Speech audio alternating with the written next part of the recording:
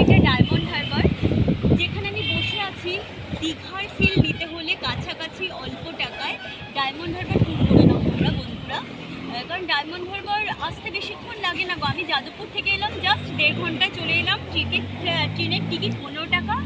And এসে এখানে দুধের স্বাদ ঘোলে মেটে বলে না, ঘোলে মেটাও যখন যেতে পারছো না ধরো টাইমের জন্য বা বাজেটের জন্য, তো তখন ডেফিনেটলি এখানে আসো। এবং এই যে আমি এখন গঙ্গার পাড়েই বসে আছি মোহনায়, জোয়ারও এসে গেছে, মনে হচ্ছে জলের ঝমঝম আওয়াজ, মানে পুরো মনে হচ্ছে সমুদ্রের আওয়াজ, পুরো সমুদ্রের ফিলটা পাবে তোমরা। আর ঠিক আকাশ আকাশ আর গঙ্গা নদী এবং ওইদিকে ওই সীমান্ত, যেটা বলে সীমান্ত রেখা, জঙ্গলের মতো দেখাচ্ছে। ইটভাটা ওইদিকে সব কিছুই রয়েছে। দেখো একটা স্টিমার বোট আসছে।